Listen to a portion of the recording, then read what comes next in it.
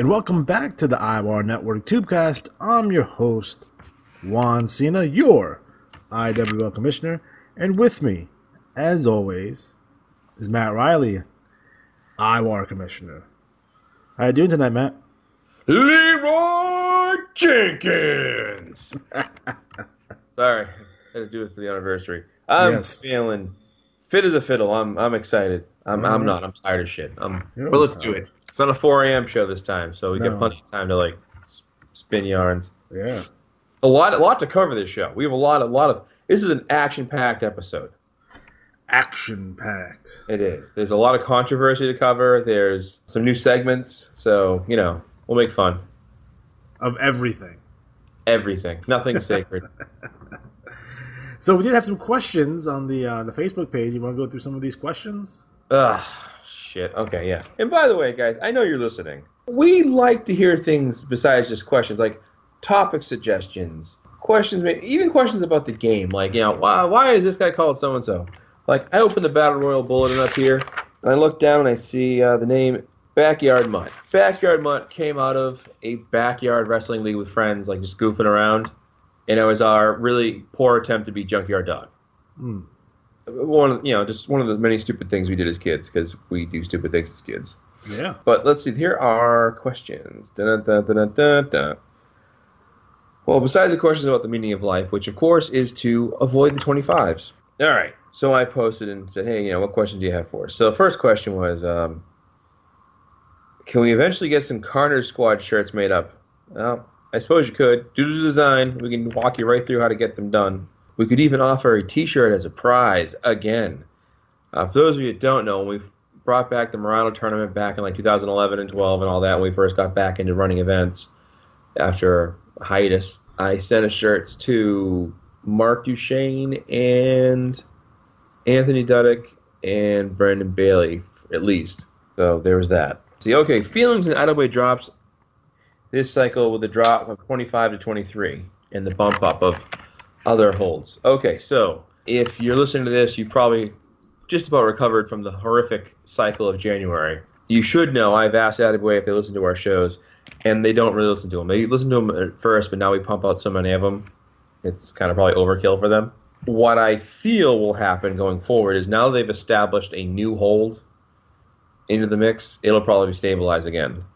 I will say that having 27-26 drop in steel, gold, and jade is a huge FU to everyone. I'm glad I don't play in jade because I would have rage quit. I would have been like, fuck this.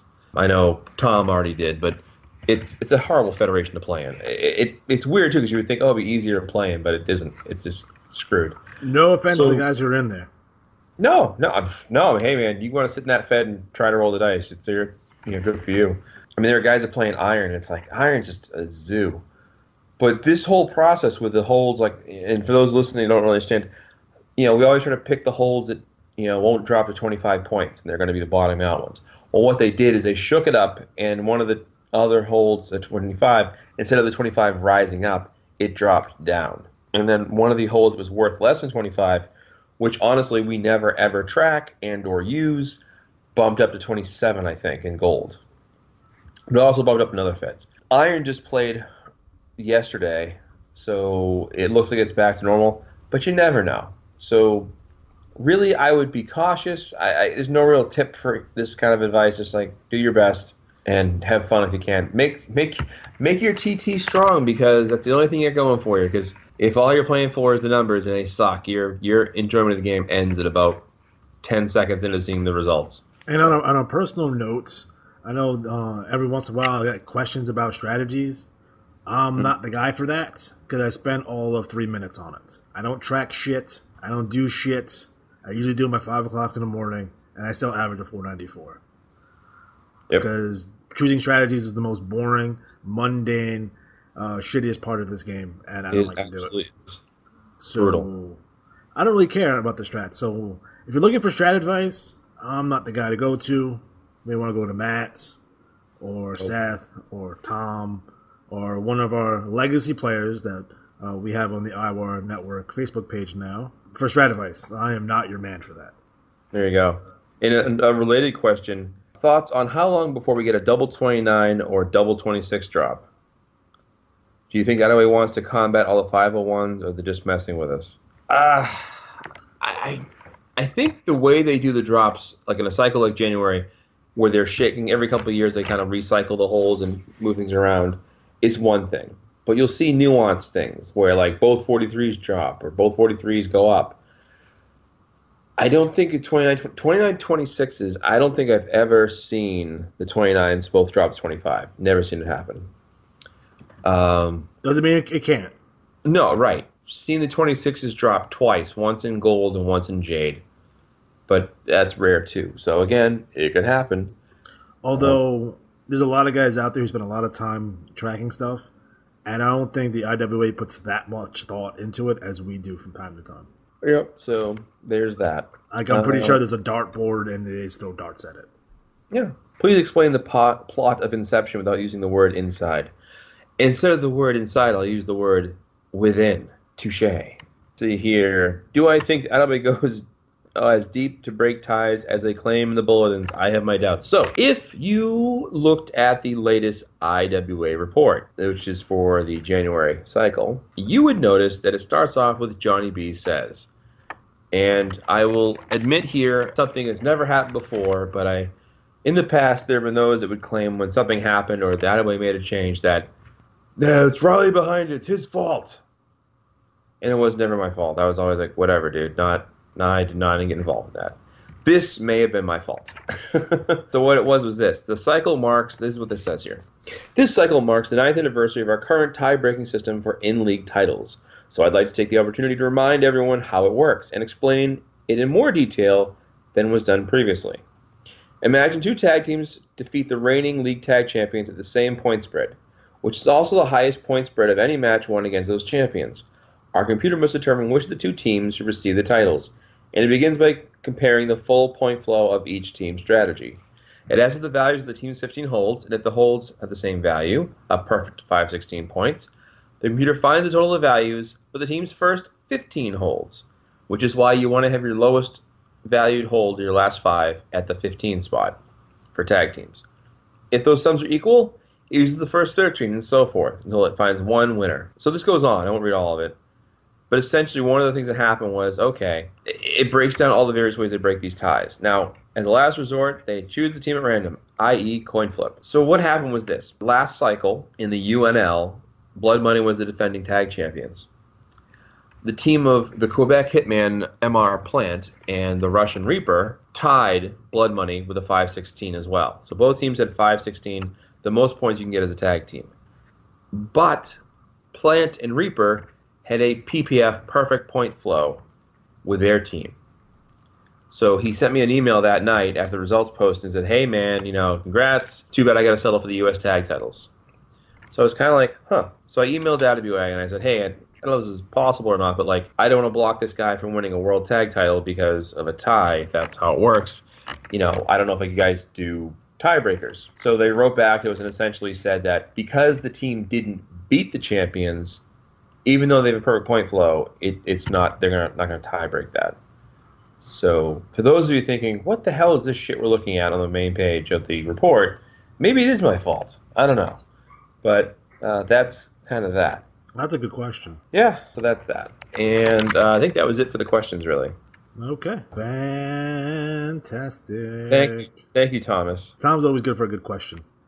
Yeah. All right, next up, I do want to take some time out to talk about, there's been a lot of chatter around what's the best way to start up a brand new league. Now, me personally, I've never started up a new league personally, but Matt, you have. What are some tips and some tricks if you're going to start out a brand new league? Okay, so here's the thing. People often say, I want to become a commissioner. Should I go to an existing league or a new league? Well, we've kind of come to the idea that it's better always to start with a new league, and here's why. One, you get to set up the entire makeup, whether it's league titles, format, setup, etc. If you go to an existing league, you get to fight the current people there. Even if there's 3 people there spending $5 a piece each, they're going to cause a ruckus. It's not worth the headache. Your first step to create a new league is figure out what your concept is. Don't go networking. You can go networking, but don't go recruiting yet, because you got to have a good, viable project for this thing to get sold. So once you figure out your concept, and it can be many things. It could be a throwback league. We've had a bunch of those. The MRL was the most popular and best example of that. We've had leagues that were hardcore leagues. We've had leagues that were based around superheroes, supervillains, horror movies, women's wrestlers. What's the one, the RW one called? The what? The women's league, the RWL. Oh, that's the Revolting Women's League. Yes. Which I don't know who's the commissioner of that, but that's a shitty name. I hope to hell like it's all ugly women. That's what I think. Like the commissioner's like the ugliest large mart or some shit like that. So all these ideas that you have are great. You know, if you have a good concept, that's your first step. So hammer out all the details. Because you don't want to start going around with this like, hey, here's my ideas, and then people say, well, how about this instead? Like, you're going to get lost and lose your message. So once you have your idea and concept in place, talk to the IWA about it. There are people who always say, well, I have only did it for a tag team league. They did it years ago. They're not going to bring it back. I've tried. Others have tried. It's not going to happen. How about a six-man league? That's not going to happen. The TTL was actually my idea for a six-man league, the Triple Threat League. I had another player who wanted to be a commissioner. I said, hey, do you want to do this? So he liked the idea, got people interested, got it up and running, and after the first cycle, he retired. That was it. And I was like, I'm not doing this damn league. I'm not getting left in the lurch again. Sorry, folks. So soon after, I took off. The league's still around. TTL is still around. But it was originally created, the idea was like six-man tournaments and lots of six-man-centric thing. We had a special prize bonus set up so that if you retain the six-man titles instead of free matches, you got IWA credit. A whole lot of things based around six-man titles. We've had leagues like the LWL, one wrestler, one manager type thing. So there's ideas and concepts out there. There's other ideas too, like the UNL right now with the foreign wrestler, American type wrestler, North American wrestler, I should say. So you have to have a good concept. You've been able to sell players on this. Why are they going to want to play in your league? And just to say things like, it's going to be the best damn league, we're going to have so much fun, it's going to be great. Okay, but part of that play is what kind of play you're providing. I mean, the biggest thing you need to keep on as a commissioner is the time it's going to take to put this together. And that you have to be consistent and keep cranking out, churning out report after report after report. You don't have to do a huge 10-page report or a 5-page report. You can do 1 page. If it's good, 1 page can be dynamic. But you get a lot of leeway for that way. They know the good reports generate more matches. More matches means more money out of IWA's pockets. So they're very willing to help you make your league a success. As long as they don't have to do work for it. You do all the work, that's great. So first step, devise your strategy. What you want to have for your theme, your concept. Are there going to be certain ways the commission titles are won, etc.? How are you doing the rankings? And it can be random. Like I saw the day we had a player put up an idea for a TV-centric league. I didn't chime in for it. I didn't like the idea. I was like, whatever. Because you got. I love the idea, by the way. Of course you would, jerk. Yeah. But it's more the case of what is the sustainability of that league. For example, in one of our chat threads, we made a joke about the National Frisbee League. And while I thought that was a funny joke at the time, I thought to myself, boy, after like 3 or 4 months of that, it's going to get pretty old. Yeah. I mean, not every joke has a lot of carrying power. Now, watch it happen and it gets proved right. But it's the difficulty of it. That's why a lot of people watch like Saturday Night Live skits that have a funny concept, but they don't go 3 minutes. And then 5 minutes later, you're like, this was funny 4 minutes ago. Now it's just terrible. You don't want to latch yourself in. And more importantly, if you're a commissioner, the responsibility you have to the players to produce is there. And it looks bad. We see it happen, fairly frequently. Players come in, yeah, man, I'm going to start a league. You should join my league. Player doesn't know any better. Okay, joins your league. 3 months later, they're gone. The commissioner, that is. And the player's left sitting there going, oh, I thought this would be fun. Now, if you put in the work, a couple of things you need to do once you have your concept. Network. Get to know other players. And not just in a, hey, how's everybody doing? Like talk to players. What kind of manager are they? What do they like to run for wrestlers? We just saw recently, like a day or two, Derek Tuttle put up the post about the 10-manager type format or 10-wrestler format. Yeah, that's a great idea. Now, I've pitched an idea for a big roster idea league for a long time. Set up a huge roster league so you have 10 wrestlers. So each manager has a minimum, or 10 wrestlers, or like you have to have 10 wrestlers, and that way players will come there and have their feuds. And again, I said it before, I'll say it again. The large roster side of the game is completely and totally underutilized. There's a lot can be going on with it, but no one, say it with me, wants to do the work. So they find someone else and hope they'll do it. Well, if Derek wants to run this and he can get the support, cool. Put it together. There's something you can do for fun. We're going to come back to something on that kind of vein of borrowing ideas or using different styles, because at this point in the game, there's really not many things left you can do that are original. It's all kind of how you spin, how you put the spin on it and how you present it, and the work you put in. So yeah. I think marketing is key. Right. Building relationships and rapport, having a reputation is key. And then it's just the consistency of work. You have to understand is that no matter if you're sick, if you have a broken leg, if your computer blows up, you need to pump out a report every cycle. Every 3 weeks, you need to have a report.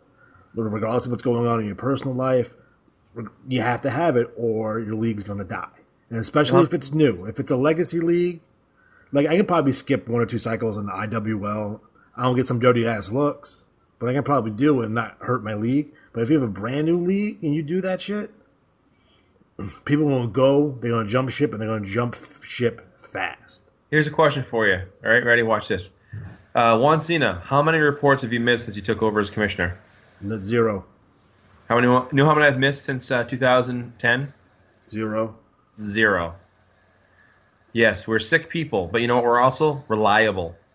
And I'm coming out of the hospital putting out reports with my arm in a sling, typing with my left hand, not giving a shit. We talked about contingency plans. What should we do if something? You were like, I can go. I'm like, oh shit. It's like, what if I die in the hospital? Who's gonna get this report out? All I could think of was you're gonna be on so many meds. The report would come out sideways and like in German. Who is Das Kriegas? Like it goes the same thing for like this Tubeacast. You know how many Tubecasts I've done? He's sick, in so much pain, brittled up, fucked up, not giving a shit.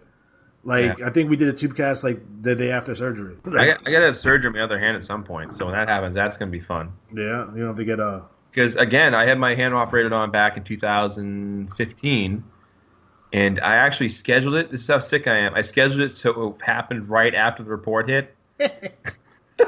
And I did a lot of prep work. So again, keep in mind, you'll build your reputation pretty quickly if you're reliable.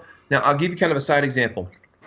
In the LWL, Skyscraper Stan Towers just kind of left the league and retired. And a lot of the work he did helped make that league great again. Yeah.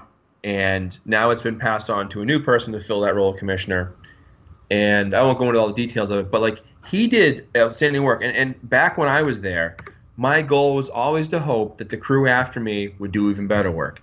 And Pete and Sean and Jamie took it and ran with the ball and made it stronger and better.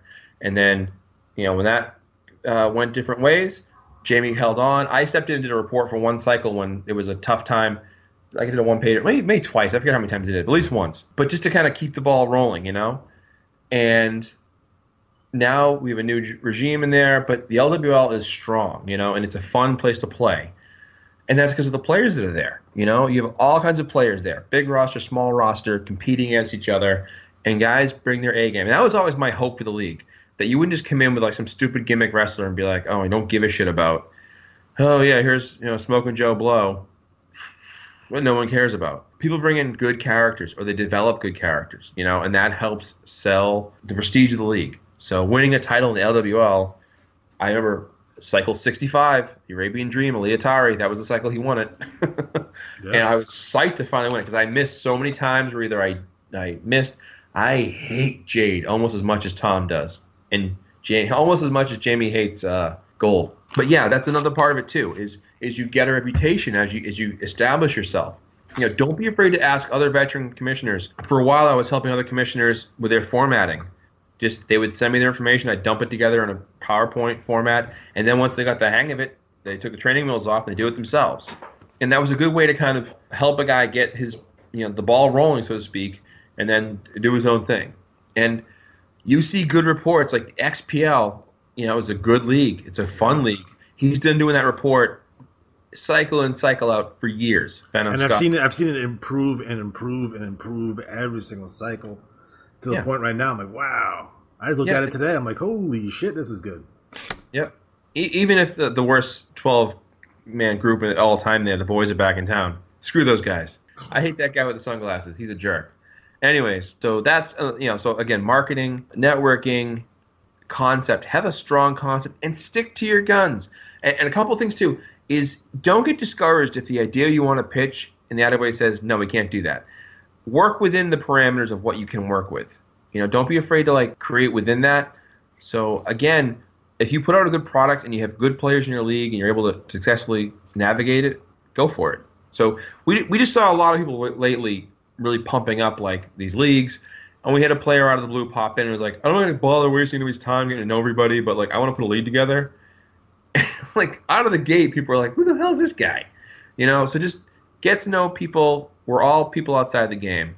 Get to know some of the players. You might be surprised you have in common, or people have in common for their common hatred of the Patriots, but that's okay. That's okay. So on that note, from what I understand, the GNL is a go. They received their last person they needed, so they got their 10 guys now, and now they're going to move forward. So guys, if you're interested in the GNL, you can contact Wes Nichols. He's in our Facebook page. That's the IWAR Network page if you want to join his league or get some more information regarding that league.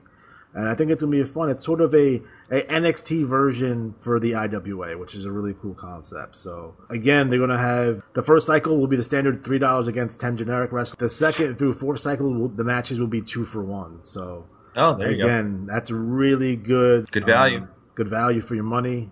Bang for the buck, so to speak. So, definitely check it out. And that's going to be in Iron. And I would say this to the players who are going to support that league. Really give it your all. Give the commissioner something to work with, because better involvement you get from the players and the characters to work with, the more you can work off of. I've seen commissioners go to leagues and have absolutely almost zero to minimal one-person TTs. That's hard to work with. Give it your best shot. All right, so next up. All right, on that note, recently our good friend Kyle Queen has created the IWA Universe message board. So this is a brand new message board. Everyone is welcome, whether you're a large roster player, a small roster player. If you were banned from other places, you can go there and hopefully not get banned from this place. So this might be your last shot, guys who've been banned from places. So definitely go there, check it out. It's iwauniverse.com. So again, this is a great message board. Again, it has IWAR leagues in it, non-IWAR leagues in it. You have people from the network page. You got people from the dungeon, probably for the first time in a long time. And a lot of these people have been getting together. And Kyle's trying to do a very positive spin. So don't go up in there talking shit, talking jive or whatever. And just be kind to each other. You may want to stay away from the flame wars and all the other nonsense. And you want to try to keep it upbeat and just be nice to each other. There's no reason to be a dick. Don't be a dick. And I think it goes into why that board was created is that a lot of our large roster players who are on the IWAR network felt for whatever reason that they weren't being represented or they couldn't say what they wanted to say, which has never been the case. You can say what you want as long as you're respectful and you don't curse out any of our other members, you're fine. I'm not going to toss you. I'm not going to ban you.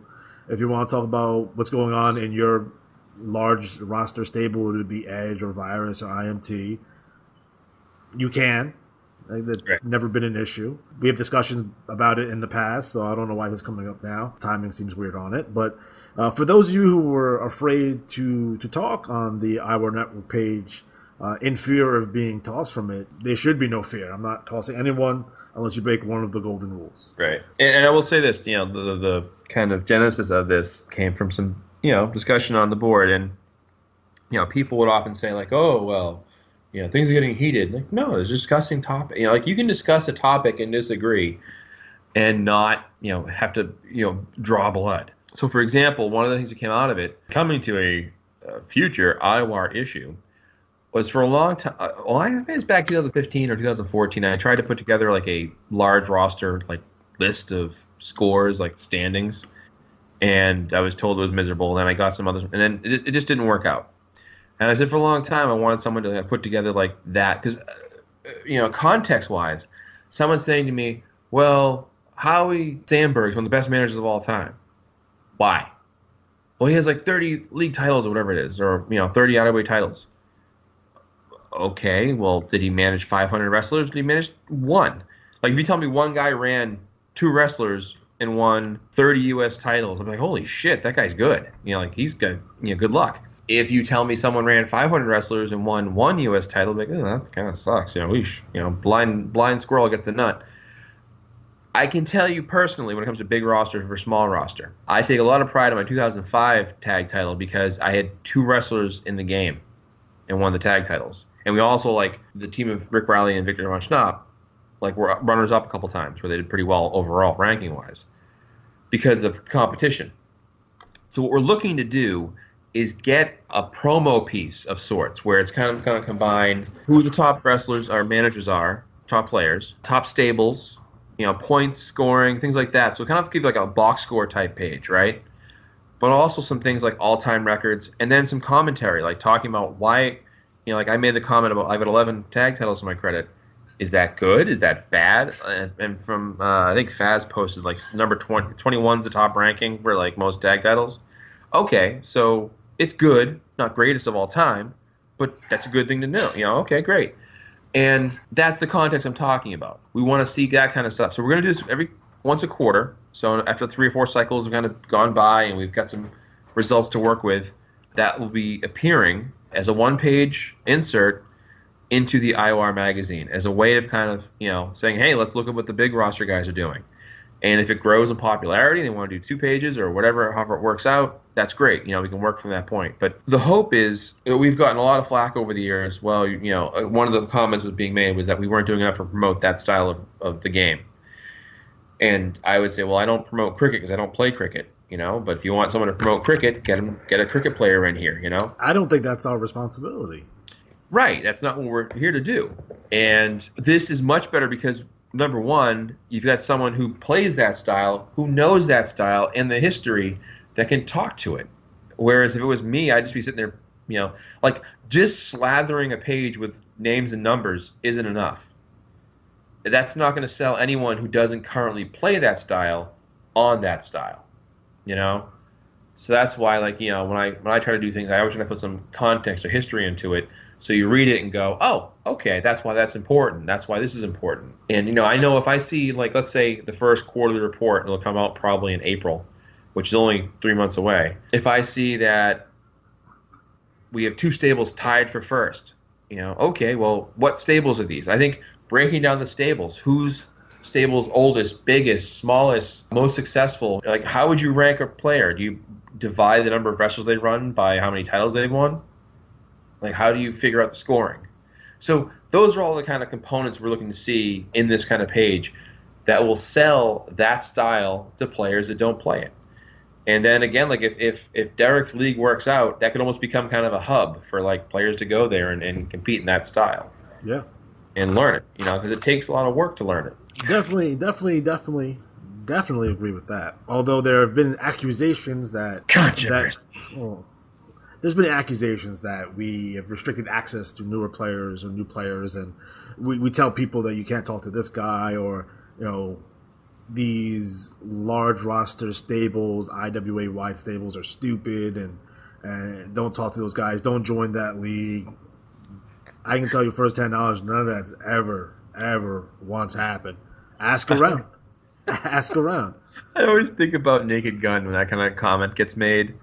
Well, as stupid as we may think a queen is to have a queen, we respect your choice to have one. No, that's the funny part. The funny part is like, hey, listen, if you're on the IWAR network page, like there's like you press a little bubble here, and you can send personal messages to whoever you want to send personal messages to. If you want to recruit in here. No one's ever stopped you. From what I know, Virus has been actively recruiting players. Ricky Kyle, which is run by Kyle Queen, is in Virus. At least he was last I checked. I mean, that's another thing, too. One of the things I want from a quarterly report, I want to know if there's been any movement. Free agent. Because let's say, for example, we have players come into the NWL, and they're in there for 6-7 months, and they're doing okay. They're kind of figuring out how to play the game, which I know takes a while to do. And they have these quarterly reports. They've read 2 of them by this time, and they go, "Oh, hey, I'm kind of interested in this because what's a stable? How does a stable work? What do I get out of this?" Because I know in some stables they share their approach, and other stables do not. I've talked to, I won't say who it was, but one former member of a large stable who was baffled that the entire stable didn't work together to cover every possible strat combination. Because they were big enough to do it almost. He thought they were big enough to do it. And just pick one Fed and just flood the shit out of it and put together every possible combination.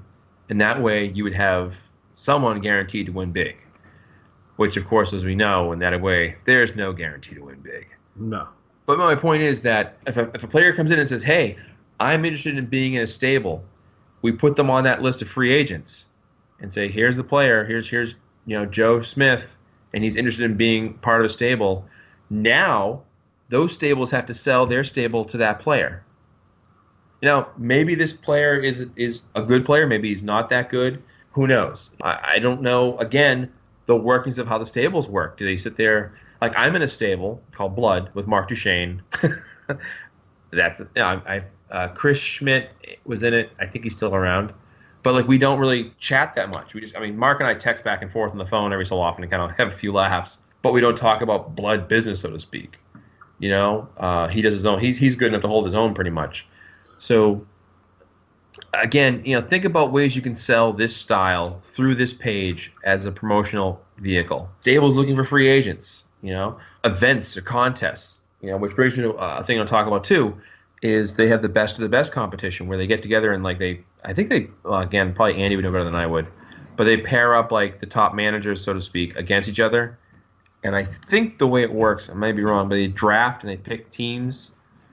It's been a long time. I did it once or twice, and I had Fatty the Butcher, and he did terrible. So, is that. But it's a way to kind of bring players in and build rivalries off players through their wrestling, So it's a fun aspect. And what we're hoping is that, a year from now, we're talking about how strong the big roster play is because players are all over the place, expanding their rosters and having fun rivalries, and it's not a flame war all over the place. It's a stable versus stable type thing where some stable comes along and they're really good and they're giving the big guys competition. Yeah, that'd be a great story for the kids. Not me, because I'm not interested in joining any stables. No one wants you, dick. Well, yeah, because I'm not very good. You're good. No, I've made it in almost 5 years. I made it the title page once. Hold on. Yeah, Luther Alexander made the page the Metro title. An American title? Metro? Whatever it was. Metro Bullfed. But fun to know, in the BRO last year, 2 guys had 10 stars.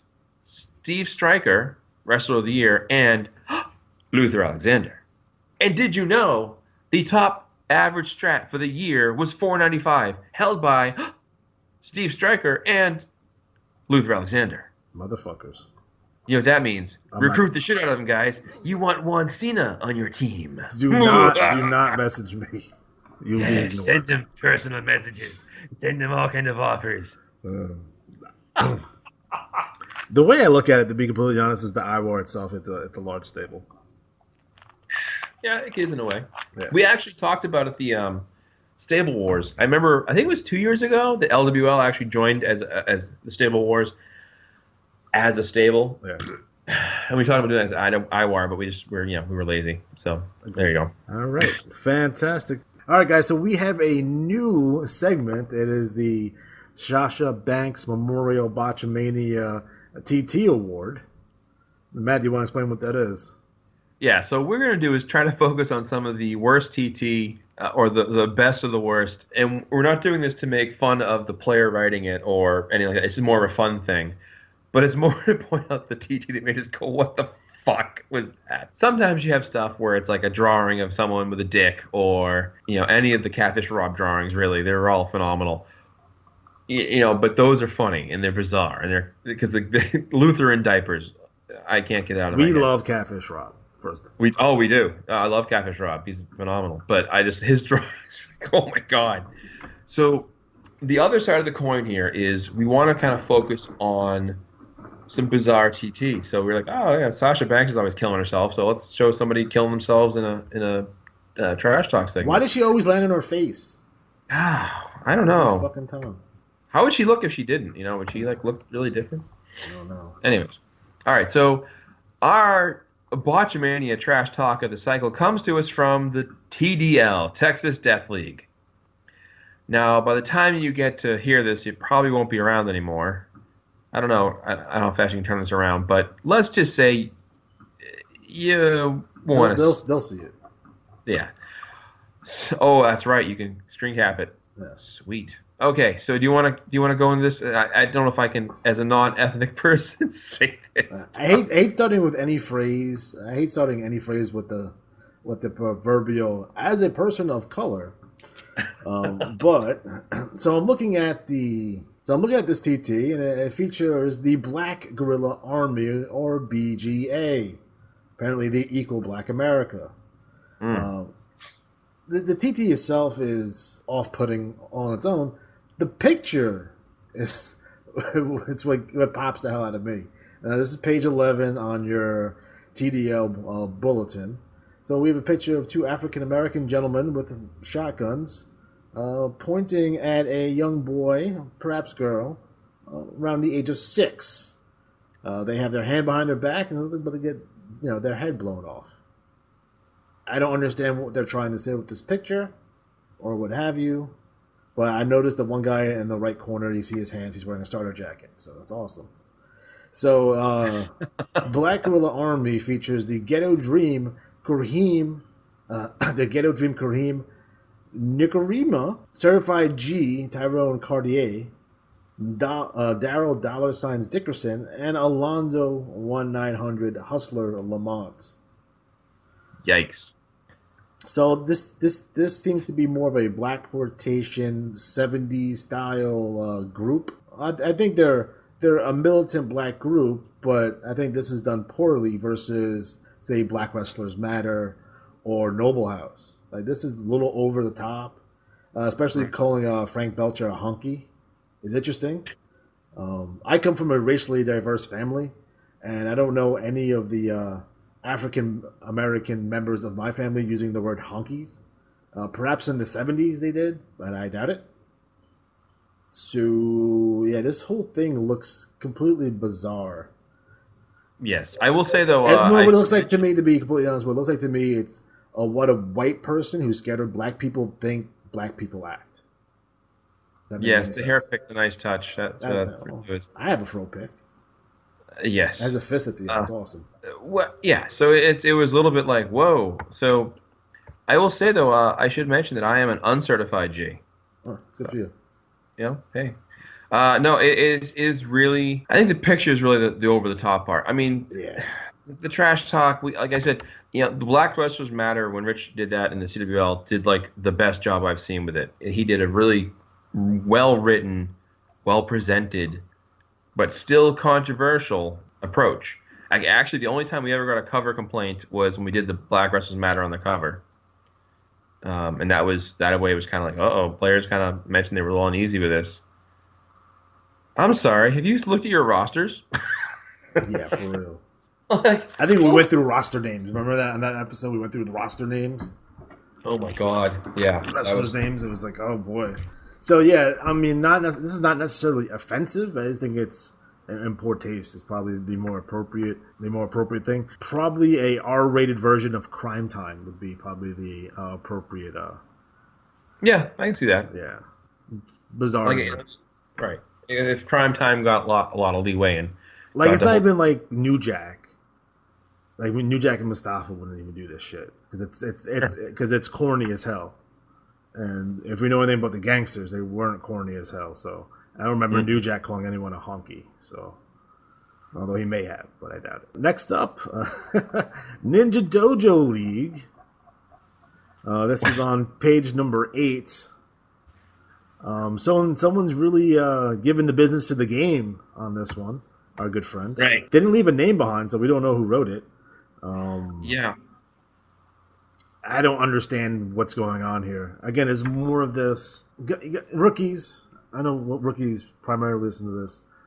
don't write TT like this. Don't ever write TT like this. Yeah, because no one knows what the fuck they're talking about. You know, right. You're breaking the fourth wall here. You're doing what I call universe breaking. You're talking about average strategies. You're talking about 25 drops and like, shouldn't this be on a message board somewhere? Maybe that person was banned. Who knows? Right. It seems bizarre to me. It was very unusual, and whatever. It's just one of those things. Like the TTs, it's bizarre. So I it's probably good for our inaugural Botchamania TT. Yeah. So there it is. I mean, I've been getting away with murder personally. I've been really pushing the envelope with some of my characters, but there's always a line you don't cross. And I've been pretty good at not getting my stuff censored, although getting my point across. See Heather Hyatt's TT this cycle. Although I should really proofread, by the way, because I'm missing words. I can also take credit or culpability for a lot of the censorship back in the day. Back when Scott and I were doing Bad Company back in the 90s, they got on us about censorship a lot. It was just, they were always on it. They wouldn't put our TT in. It would be in there and look redacted. It would be so many black lines. And yet nowadays we get in and it's like hashtag wrong hole. So let's do it. Let's do it when you can, I guess. When all else fails, if it's good stuff, it's I like it when I read TT and chuckle. Like I read the XPL thing about the boys are back in town. The glasses guy made me laugh. Yeah, that's good stuff. I got a very Jackass vibe out of it. Yeah, I can see that. All right, so up first is the BRL. League champion, money-driven Mike Sebastian. He wins $50 at IWA credit. Do you remember what his strategy total was? I do. What was it? It rhymes with 491. Holy shit. This is the magic of 6 holds in a row. You might not think about it, but where you place that 30 hold, or where you think it's going to hit 30, is a very important situation. And because the holds went so wonky, it just broke the right way, and I was really happy for Mike, or for Dwayne, I should say, for his guy winning that belt. Yeah. I was like, oh shit. And that's $50 in IWA credit he gets to sit on. So enjoy that, buddy. That can last some of us a very long time, unless you're Scott Anderson, who spends that triple that every cycle, it seems like. TV champion, Punk Rock Mike. So sure. We had Suburban Hell Savages taking the 2 top belts. Good for you guys. Don't call it a comeback. Atlantic champion, Noble House, the Black Superstar, Bobby Bedlam. Central champion, Noble House, Benny Blizz. Dixie champion is Hester. Eastern champion, Rob Fash. Mountain champion, Roxanne O'Connor. Northern champion, Erica Rockwell. Pacific champion, Too Pretty Johnny Paradise. Prairie champion, Fester. Southern champion, El Dragon de Oro. Western champion, Mr. Blood. Your tag team champions are Colonel Dirk Vanderback and Sergeant Dagger Vanderback. TV tag team champions, Bad Company. 6-man champions, Erica Rockwell, Liberty Monroe, and Roxanne O'Connor. TV 6-man champions, Sharpshooter Jake Scarlett, El Dragon de Oro, and the Russian Rocket Alexei Smirnov. So, Matt, what's going down in the BRL? Well, first, some nods to Bobby Bedlam, who was the IWA-wide Atlantic champion. All right. To Hester, who was the IWA-wide Dixie champion. And to the 6-man champions, the team of Erica Rockwell, Liberty Monroe, and Roxanne O'Connor, for winning the IWA 6-man championship. Because, Seth wins everything. So, congrats on that one. Gran Sabrosa won the Battle Royal. But, yeah, newsflash, league's so tough, he didn't get a belt out of it. Sorry, pal. In terms of TT, we have a comic book cover. Looks like Luther Alexander has his own comic book. That's we're on issue number 1. In this issue, someone will die, and we have the final fate of the Alexander Asylum. Enough said. And then we have on the bottom, God Loves, Man Kills, which is probably my favorite graphic novel of all time. X-Men, people. Read a comic book. It's good for you. We have a controversial promo from Heather Hyatt. She's making accusations regarding referees and getting sexual favors in the locker room from some of our female competitors. And she will not be sexually harassed, and she'll never be put in a position where she has to say me too. I'm very excited that Ronda Rousey got signed to WWE. That means I get good wrestling pictures of her now. So, yay. Then we have Luther Alexander in Trash Talk. Every single morning, he hopes to hear that the Suburban Hell Savages had died in a boating accident, and he's disappointed every morning. So he's also upset that he lost the Intercontinental Championship. We also have a book, Alexander, The Art of the Deal. But can we get to the best TT of the month? The Eye? Is it the Eye? You goddamn right. If you have a chance, go to the BRL Bulletin right now, pull it up online, and look at page, whatever page it is, and see the drawings of the Eye, as well as the Trash Talk. Can you dig it, sucker? My name is the Eye. You might think I'm easy, but see for yourself, when I play you, you will die, and your body will burn. Some other things about me. I am from Atlanta, Georgia. I'm 6'6". You sure about that? Yeah. And can you dig it, suckers? And I think his manager's screaming money. Oh, I love the Eye. And the Eye opened his BRL records. Where's the Eye? Oh, of course, I can't find him now. I suck. Wherever he is, he's more than welcome. So happy to have the Eye here. Oh, just what we needed. 6.6. Is that centimeters? Sure, whatever. All right, awesome. All right, so we have an ad from the GNL. Again, guys, please check out the GNL. It looks like it's going to be a fantastic league. You can contact Mr. Wes Nichols at Bad Racer 616, followed by the @ symbol, then yahoo.com. We have a Street Cipher. Again, Nazareth Chavez is going back to having a good TT this cycle. He calls out Suburban Hell Savages, the Kardashians, Jane the Vixen Red, and Jimmy North. Hey, any of you guys who were mentioning this, you probably should say something back. That'd be helpful. TT with Misfit Messiah. He's upset. It looks like he's upset that Steve Stryker won Wrestler of the Year. Sir Gunther sends roses to Jane Red. My fist will be red. You will be black and blue. Don't say I can't beat you. I will, and it's true. Gunther's fist to your face. Ricky Kyle, home's for you. What's the series right now between Gunther and Kyle? What happened with that? Gunther and Kyle? Yeah. Well, they were in a series. Yeah. And it was 3-2 lead. Oh, sorry, 3 wins, 2 losses, and 2 ties in the favor of Ricky Kyle.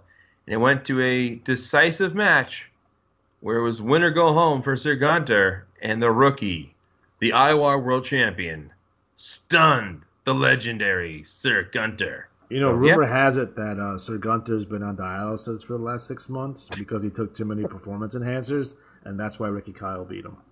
Might be what's going on, man. That's the rumor. I don't know. Someone told me that. Yeah, it's tough. All right, so we have a TT from, it looks like, our good friends in Questionable Motives. So it looks like Hannibal TT, correct? But, I will say this about Hannibal. We had that Hannibal versus Gravedigger feud, and Gravedigger came back out of retirement to feud with him. He had an upset win at the Autumn Anarchy pay-per-view, and then at their big showdown at Battlecade, Hannibal mopped the floor with him, and he's gone now. Yeah. So Hannibal sent him packing. That's probably the last person in the world I would ever want to get in a feud with, because I think he would just fucking dominate me. Like, I'm talking about bad domination, like Great David, how Great David dominates me all the time. Oh, Great David. Yeah. We have a TT from Jimmy North. Yeah, he's doing Jimmy North stuff. Well, good for you. What is Jimmy North doing? I don't know. Jimmy North stuff, eh? I don't know. Canadians bother me. The fucking maple syrup. God, I love maple syrup. Come on, man. No, they put it on weird things. Okay. They probably like mustard on their hamburgers too. Oh, savage. That shit's gross. I don't care what anyone says. If you put mustard on your hamburgers, you worship the devil. We have two is this TT form. Moving on. Grand Sabros is celebrating his Intercontinental win. I think it was a little bit of an upset that he defeated Luther Alexander to take that championship. Noble House in full effect, back again. I'm kind of wishing these guys will get in a deep feud with someone soon. Well, they're working it into the Suburban Hell Savages, so that's getting a little. So they need to really you need to do something to kick this into gear a little bit. In my opinion. I enjoy Noble House, and Bobby Everyone Bedlam loves Noble House. One of my favorites. I'm really happy Bobby Bedlam won the King of the Ring, 2 won Rookie of the Year, and then 3 he came out strong with the Atlantic title across the other way. That's a good anti-sophomore jinx move right there. Yeah. We have an interview with Cowboy Jim Spur. He's apparently doing Jim Spur things. Good for Jim Spur is a dick. No, yeah, he's a dick. He's trying to take on the Disciples of Doom by himself. Come on, man. Yeah, he's only got his ass handed to him. He did. He actually took them all on and lost all the matches. So. We get a promo from Ava Van Snop. She's looking at she's telling Alligator to shut up. She's going after Kim K, but I believe they changed their name, so I think the Kardashians are done for now. They're going on Moratorium. It could be. Yeah. You want to tell us about this Bad Company promo? A promo so controversial, the IWA didn't even catch it. Yeah, this is actually a throwback to the Bad Company promos of old, which were always, underliningly dirty and filthy. RC's talking about his Canadian Championship, and they talk about the Women's Championship, the Double X, and the Bitter Cold Becky is, just another example of a terrible women's wrestler. So Rick Riley kind of asks RC why she's so bitter, and RC just says #wrong hole. So we don't really know what that means, but I assume it's going to get ugly. And then they end up giving Jake Scarlett a lift and separate because they're actually facing each other for the global tag titles right now. You know what I always say? 2 in the pink, 1 in the stink. There you go. There it is. That's some advice for your youngins out there. All the kids, eat your vitamins, say your prayers. Remember, 2 in the pink, 1 in the stink. Well, that's great advice, Grandpa. We have a fantastic TT once again for Suburban Hell Savages. These guys are so consistent. Always great. Always good. They're talking about Disciples of Doom. They're talking about Erica Rockwell. They're talking about Luther Alexander. So, again, a home run for these guys once again. And speaking of home runs, we have a trash talk from Erica Rockwell, Libby Monroe, and introducing the Hellion, Roxanne O'Connor. Again, what's funny, it's Ruby Riot's used the avatar. Yeah. She looks like a lot like somebody I dated a long time ago. It's not her, obviously, but like you ever see somebody and you're like, she looks like somebody I used to date, but like back at the time, like unless she's a time traveler, there's no way that could be that person. Do you know that the girl I dated in high school looks like Elizabeth Olsen? Like they could be twins, yeah. Wow. There it is. So she's talking about Jane the Vixen. They're talking about Jane the Vixen Red, Heather Hyatt. Again, rookies, if you want to see quality trash talk, someone that you should emulate, look at this TT. You want to emulate, do this. I'm talking to all you guys in NWL. Do this. Waiting for a debut from Venom Scott. Does anyone know who he's managing yet or who's he bringing in? No, the next page he actually attacks a Leatherman. So I'm guessing he's setting something up with Leatherman, or he's just... Here's one of the problems. I know the name Venom Scott. I've tried to email him a number of times over the years, and it's always kicked back to me. So I don't know, whatever email address I had for him never really worked. But I'm a big fan of his work, and if he's coming to the BRL, that's great for us. Yeah, I agree. The Drunks. The Drunks were was it Drunken Fisherman who won the Wrestler of the Year? It was NWL. So NWL Wrestler of the Year. These guys can do big things, but we have to get them into a feud with somebody. So who are they going to go after? Who are they going to punch in the face? Hopefully sooner rather than later we get these lads into a feud here. Disciples of Doom. Again, fantastic TT from then. Again, the all-colored online version doesn't do their TT justice, unfortunately. Yeah. But again, consistently good work here. The end games. We never talk about those guys, and we never will. Moving on. I love Catfish Rob. Have we talked about Catfish Rob enough on this show? No, I don't think we have. More importantly, we have the Ghost Stories with Ghostly Shadows. To be honest, I want to be honest here for a second. I think it might be in Ghostly Shadows' best interest to move on to another league. I think so. You think he got traction in the BRL? I think he needs another top tier feud again. Well, I think everyone is. I think right now everyone's in a reset mode. Well, I can see him doing extremely well like in the CWL. Yeah, well, it's one of those things that, it's a classic. Do you stay where you are or do you, try something new? I was saying the other night online, one of our chats, that last year I was in a rut with Barry Stevens. Yeah. I was like not really motivated, nothing was coming to mind, and then kind of went with the take a knee thing, and that just blew up. Yeah. Yeah, I think we'll have a surprise in the BRL pretty soon. Yeah. I'm in love with the Ninja, by the way, because he strikes again. Enjoy the Ninja. Ninja should feud with the Eye. Yes. Feud of the year right there. We have TT from the Saskatchewan Sasquatch. Again, good stuff here from them. So I always like the Molsons and the Sasquatch, El Barbero. Also fantastic. And we have pictures of championships. You look sideways, though. So that is the IWAR Championship. Then we have the Double X Championship. We have the Revolution Championship. And then we have another Double X Championship. And then we have the BRL Women's Double X Championship. And then we have the IWAR Revolution Championship belts. I love those belts. I want to end up trying to use those one day. Catfish Raw! In the house. TT from our good friend Frank Leatherman Snow. Is he going after anyone? Still the DOD for him? No, I think he's... I don't know. Well, moving on. TKB. Taking care of business. Ooh, I like him. Yeah, so we have Strictly Business, and then we have Cara Business. Don't forget we have T-Mac also in the BRL.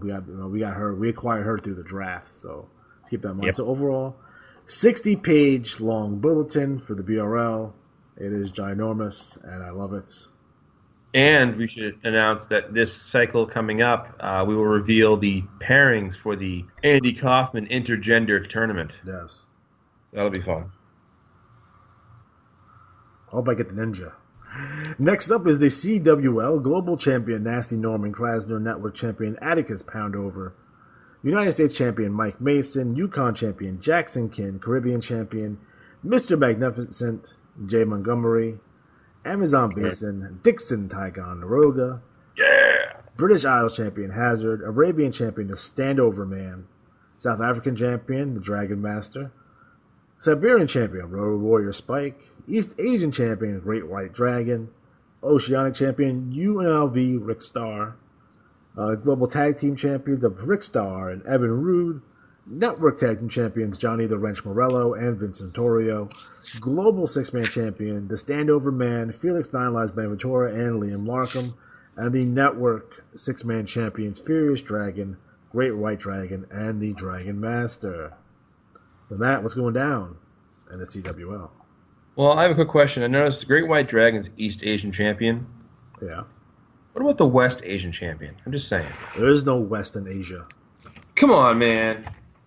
What's in West Asia? What, not East? The only Russians in West Asia. Oh, well, I guess. All right. Duh.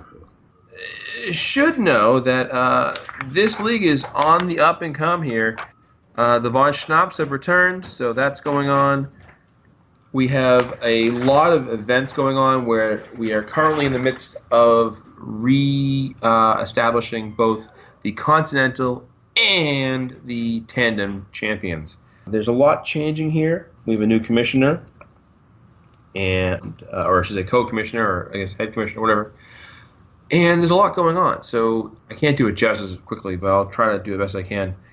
We're going to have a six-man championship coming into play to be determined. We have tournaments going on for both the Continental and the Tandem, so that's also worth watching. And Trash Talk-wise, we had a really good cycle for introductory moments, if you will. And, of course, you can always go to the CWL Facebook page and check out the latest issue of Dynamite, which is their TV program. As far as Trash Talk goes, we had Magnificent Motion with Jamie Montgomery, Mr. Magnificent, coming over. His accomplishments: an IWA Hall of Famer, a 9-time Lone Wolf champion, a 14-time Lone Wolf Tag Champion, a 15-time Lone Wolf TV Tag Champion, over 3,000 victories in the Lone Wolf League, the QML World Champion from 98 to 2000, the most popular wrestler not previously in the IWAR, and he lost a series to Hostile Adam Cash in 2015.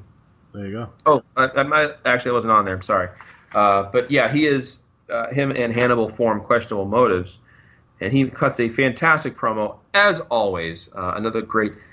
We're seeing some fantastic trash talk in this cycle, so it's a really good January to launch things going. Next, we have a special appearance by Barry Stevens on the Undisputed program with Skip and Shannon. Fucking hate Skip Bayless, by the way. Fucking want to bite him right in the face. Oh, we're eating bath salts. So, anyways, he threatens to just basically kill Forgotten Vagrant. Then we have the Lugubrious, Lauren Odor. Him too. Kind of taking some losses hard. He's got a tough kid.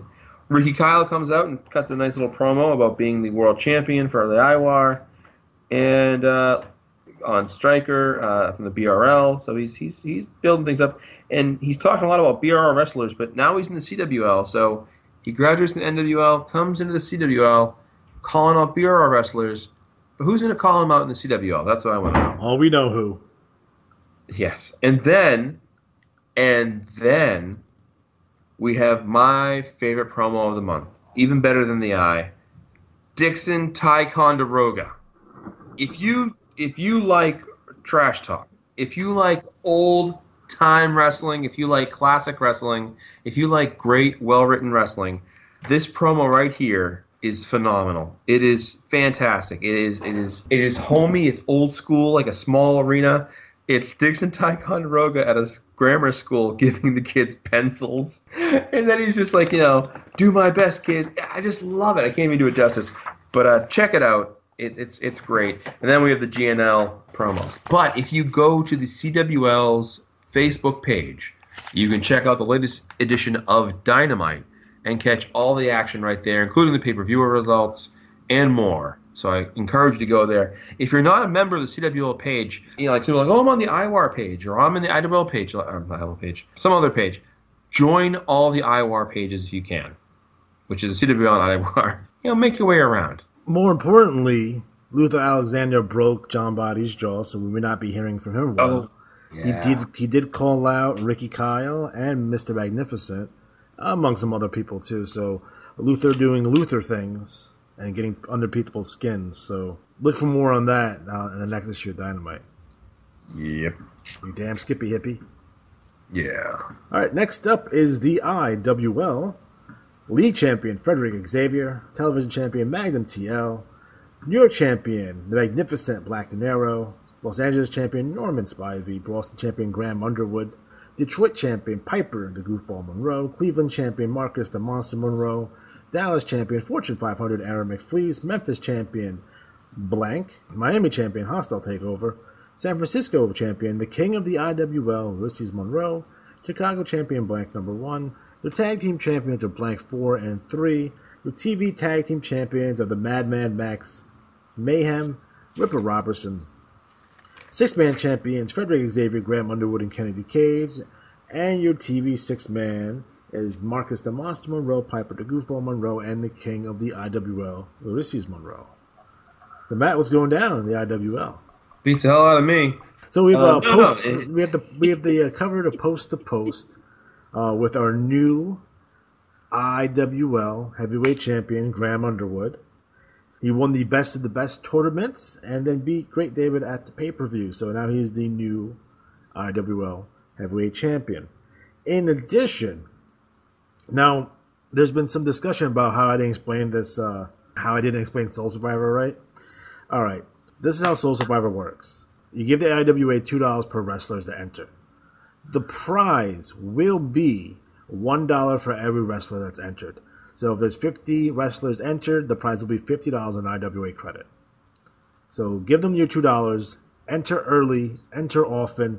The due date is cycle 84. In addition to that, we will be having, in the next couple of cycles, 2 tournaments that are going down in Rio de Janeiro. We have the IWC International Championship and the South American Championship. So tournament brackets have been set up. The winners of these tournaments will be our new champions. Full disclosure, what this is in a nutshell is just another spin on our #1 contenders tournaments. Eventually, these championships will be unified with the champions that we have currently so we can rebrand the championships. So don't get weirded out by it, fuckers. Our current rundown of champions is the IWL Heavyweight Champions Grant Underwood. The American Territories Champion is Frederick Xavier. Our Grand Prix Champion is Aaron McFleece. And our IWC Tag Team Champions are the Monroes. We have the results for the $1 Million Challenge. The winner of that is Luther Alexander. He earned $500,000 and iCash 20 free matches and a shot at the IWL Heavyweight Championship. The second place winner was Haruki Fuji. He got $250,000 in iCash and a shot at the American Territories Championship. We have Achilles Leos, who won third place. He gets a shot at the Grand Prix Championship, and he gets $150,000 in iCash. And then number 4 is Pastor Payne, who gets a shot at the Tag Team Champions with a partner of his choice. He earned $100,000 in iCash as well. So, a little disappointed about the turnout for this event. There was only 5 people entered. I had 2, and our good friend Blake Morgan had 3. Fuckers. Hey, it's rough. I'm not going to go through the pay-per-view because it's long and extensive. So do yourself a favor, rookies. Do yourself a favor. Anyone listening to the sound of my voice, do yourself a favor and read the pay-per-view. A lot of cool stuff happening there. We have a promotional image of Sam Soley, who says to come join us in Rio for our IWC tournaments. We have the IWL Commissioner title history. So our good friend, Ryan, he actually kept track of all the Commissioner title changes. So we have it from the beginning right to the present day. It is up to date, and I will be adding more to this as we have title changes. So again, a good look into history here. TT from Luther Alexander. He's upset that he lost to Ali Atari, but he's happy that he got his title match at the next pay-per-view. That'll be in Japan. We have the Villains Gallery from the X-Men, and it also includes Luther Alexander as well. What issue with the X-Men was Luther in? What? What issue of the X-Men was Luther in? He's on the poster for the Villains Gallery. You dick. Yeah. We also have a promo picture of Soul Survivor with our with Graham Underwood. Again, Soul Survivor will be cycle 85. Will take place from Tokyo, Japan. So there you go. Nice little promo from Johnny Pronto. I wonder if Aaron McFleece is ever going to respond to him, or is Aaron McFleece just big timing him? I like that guy. He's obscure, but I like obscure wrestling. Like he's like the eye to me, you know, like yeah, come out of nowhere guy. I wonder if he has Puerto Rican flag attire. Like in my head, I don't know. He's Macho Camacho. I like Macho Camacho, the boxer. He's awesome. Macho. He's almost ridiculous. We have a promo from Alec Von Snap, the lone Von Snap remaining in the IWL. So I wonder who's going to go after next. Ali Atari doing Ali Atari things. He's in the hospital, I believe. Is that correct? No. Yeah, he's recovering. He's recovering from the Starrcade matchup. So I wonder who Ali Atari is going to go after next. Who's going to go after him? Yeah, let's see. There you go. Senior Lucha is exiting the building after his match with Black Demon Jr.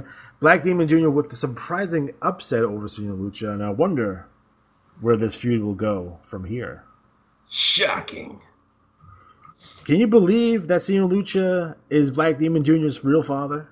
That was a surprise I did not see coming. Yeah. Especially because I didn't write the match. It's a swerve, brother. Swerve. Dude, just go with it, man. There's a rape joke in there that I'm not going to say. But by the way, I told one of the guys at work about on the other Tubeacast, the Retro Wrestling Games Presents, about that Harley Race sitting in as a wrestler, about that wrestling show it was on. It was like the Secrets of Wrestling. Yeah. And Harley Race talking, just had the idea of Hulk Hogan being an anonymous wrestler. You know something, brother? All the guys back then. This is we've digitized his face. You can't tell who it is. I'd pay to see that. Yeah. So we have our good friend, my longtime personal friend, Tim Briggins III, who's going after TJ Relic and Dr. Slam. God. He's taking double duty. The Dragon Theory, yeah, we might as well even talk about it. I already left the IWL, so we'll move on from that. Noble House, back in full effect. I wonder who they go after now. Dun, dun, dun. So we have the Harbinger of Apocalypse make their debut in the IWL. I'm looking and hoping for huge things for these guys moving forward. We have a TT from Fortune 500, Adam McFleece, and Winston Smith Jr. These guys crack me up. Like, those guys are so good. And, not for nothing, it looks like TMS got one member shorter as of late. We have the Chaotix. Chaotix doing big things. They almost have all the belts. I heard there was supposed to be a super pose down between Frederick Xavier and Luther Alexander when that's going down. That's something they don't do enough in wrestling anymore, is either bench press contest and super pose downs. Those need to come back. Yeah. Fantastic TT for the Monroes, as always. Monroes are the IWC Tag Team Champions as well. So it looks like they are going after their TMS. I once had TMS, but then I took some Midol, and then I didn't have it no more. Yes, well played, sir. So it looks like JJ Dallas was kicked out of TMS after a brutal attack by the boys LaCroix. So they're done for now. So I wonder if JJ Dallas is going to respond and look for his revenge. So that is the IWL in a nutshell. Next up, we have the NWL. Elite Champion AJ Sabotage. TV Champion Insomniac. Atlantic Champion Timothy Zasper-Paus. Central Champion Alabastard. Dixie Champion The Wrestler with No Name. Eastern Champion Rando Sun. Mountain Champion Bruce Inferno. Northern Champion Ozzy's Ghost. Pacific Champion Soldat Petrov.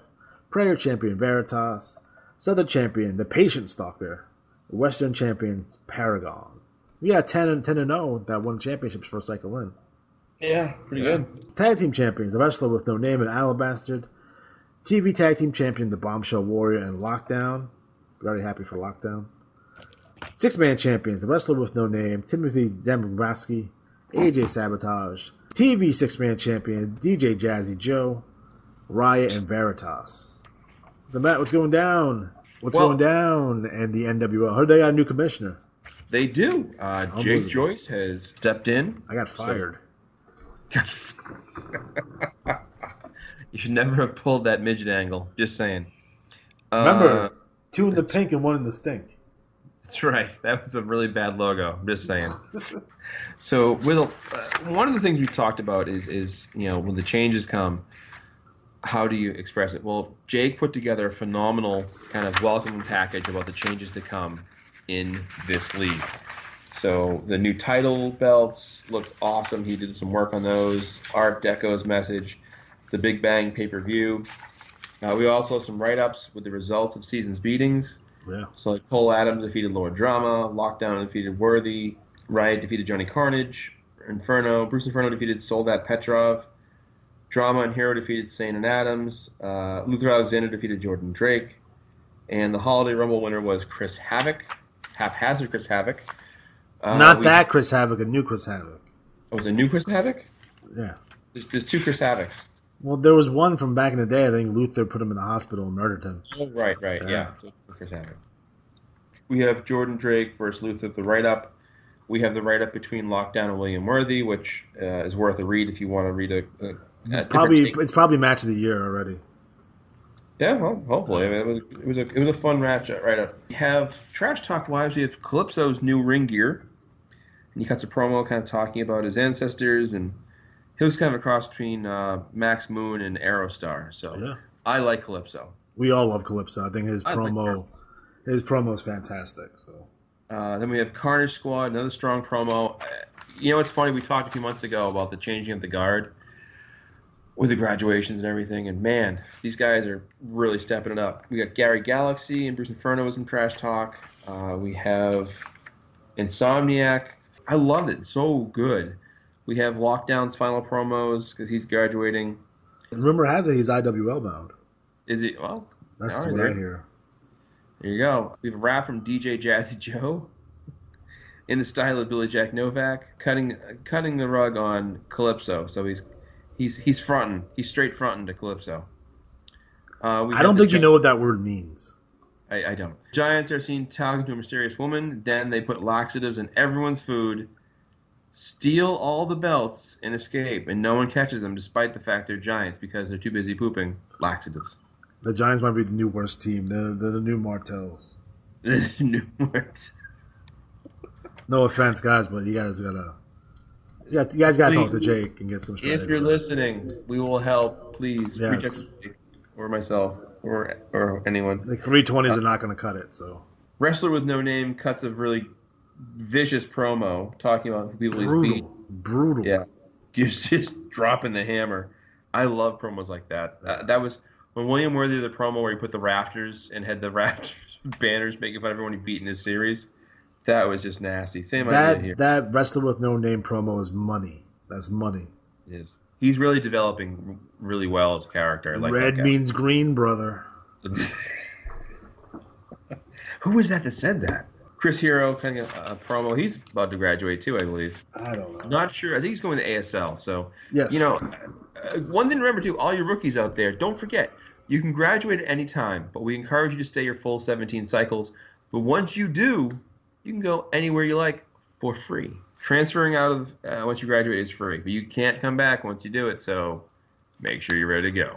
Let's see here. Riot cuts a promo on Carnage Squad and Chris Hero.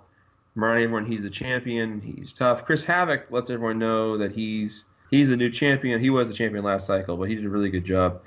Haphazard Chris Havoc. It was the first cycle we didn't have a drawing of Chris Havoc. Yeah, he's spent all his time looking for the sold out Petrov action figure that he couldn't find it. So there you go. Right. So overall, extremely strong TT in the NWL. It's back. It's back with a vengeance. It's back and maybe better than ever at this point. So I'm real happy and real excited about where it's going. Guys, make sure if you have any questions, you contact the commissioner, Jake Joyce. He'll be happy to answer all of them for you.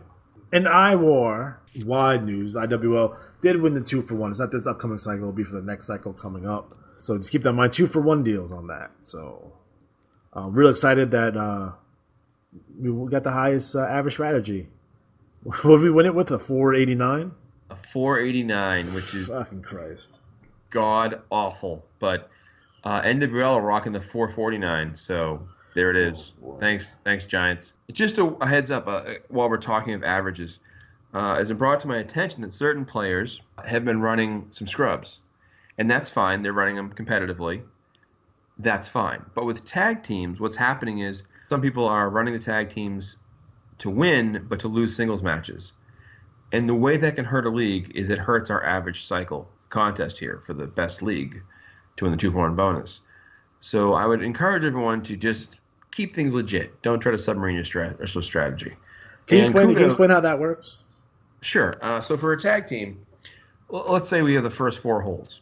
And at hold number 1, you put hold number 25 because you want it was 29 points last cycle, and you think it's going to hit 30 or 20, whatever, right? Yeah. At hold number 1 for your other wrestler, you put some god-awful, terrible move like foreign object. Now, what that's going to do is you're most likely going to have 25 hit 28, 29, or 30 points. It almost never goes below 28. And you bank on that because as a tag team, you're going to have that move hit and be healthy. But as a singles wrestler, you're going to have that move suck, and it's going to kill your strategy. You're going to average like a 470-something, or 480-something maybe. But any wrestler who's active, their strategy goes towards the average for the league. So one of the commissioners I saw put a post up, and I kind of sent him a personal message about it, because he was like, I might run a scrubs-only tournament. And I get what he's trying to do. I totally do. But you don't want to do that, and here's why. If you send in matches for them as a commissioner, that will activate them as wrestlers. Their strategies, as shitty as they are, will count against your league's average. If you want to do the same thing without hurting a league, get the IWAR to send you the strat totals for all the wrestlers in the league, everyone active, and then just use those to determine the tournaments. I will say as a quick aside, NWL-wise, the new Willowick tournament, or Willowick Classic, it's been revised a bit. So instead of having it be over the course of 4 cycles, it's going to be 1 cycle. And what will happen is you'll have a 1-page write-up of all the matches. I'm writing them up tomorrow, actually. And then next issue, the NWL, you'll have the title match between the Rising Star champion and the winner of the previous Willowick Classic. The issue after that, you'll have a new Willowick Classic And then the issue after that, a new Rising Star chat. So it gives a chance to kind of have more commentary and more meat and potatoes for the wrestlers, because we want to get the players really jazzed up. We want them to competing for the top belts and having a lot of fun with it. So when Jake and I were kind of hammering out some ideas, and he has a lot of great ideas, that was one of the things we wanted to do, is really jumpstart the players' interaction in the game. So you'll see more of that going forward. Yeah, fantastic. Anything else we want to talk about before we wrap up this episode? Yeah, this coming issue, we're going to launch the announcements for the Johnny B. Cup signups, the Murano Memorial signups, and as a preview, for a couple of years now, we've been kind of kicking around some ideas, and the kind of seed of this idea was, a lot of the best of the best thing goes on, and it's kind of player versus player, but it's like a 6-man match, a tag match, a singles match. So you take that concept and then you kind of file it down a bit, polish it up. And I go into what I used to do with Adam Cash, was I'd have him go into a league and challenge someone to a series. And in the BRL, we have the best of 7 series, and it's like 2 guys go head to head. We're still going to have that. I wanted to kind of bring that kind of rivalry component in that head-to-head matchup where you have one wrestler each and you're going head-to-head. You're kind of putting your best strategy, hopefully, against my best strategy. And, we figure it out. So this summer, we're going to have a new event, as yet unnamed. We'll figure a name out for it eventually. But it's going to be 5 cycles, probably for I'm looking for maybe June, July, dog days, August, September, in that mix. And what will happen is we will use the strat value totals from the wrestlers involved. But everyone who wants to be involved will pick one wrestler. And then we're going to randomly draw the matchups on this show and do it live. Okay. We'll do it live. Okay. We'll do it live. Fuck it. Do it live. I'll write it and we'll do it live. Right. Fucking thing sucks. Yeah. See who's going head to head with who. So it's going to be more details coming, but this is a kind of a big event we're talking about. The winner will earn a shot at the Revolution Championship, some free matches, and because the BRL has an enormous bank of imaginary money, because I've never given it out since I think 2012. It's like $6 million or so now, because I did the math wrong. Keith Maple actually sent me an email and was like, "Hey man, as a commissioner, when you have over 50 matches, you get 100,000 a cycle, not 50, and you get 10 free matches a cycle, not 5. So I've got to do the math and figure out how much money we have to work with, but we're thinking probably $2 million imaginary cash as the prize. So we'll see what I can do with that, but we want to make this a really fun event. It's going to be, as many players as we can possibly get involved. We're going to do 2 pages on this, track it, like box scores, all kinds of fun stuff. And we'll go from there. So that's a little preview. All right, fantastic. So, guys, it's super important moving forward that you make sure that you like this video, you subscribe, and you can also follow us on Twitter at Retro Wrestling Games on Twitter. And make sure you give us a follow. There's some interesting stuff on there. I just did a contest where I gave away a free video game, so you guys probably missed that. So was it E.T.? No, but I do have that game. Maybe I'll do that one next. Oh my God! Okay. Yeah. All right, guys. So we are officially out of time. So for Matt Riley, I am Juan Cena.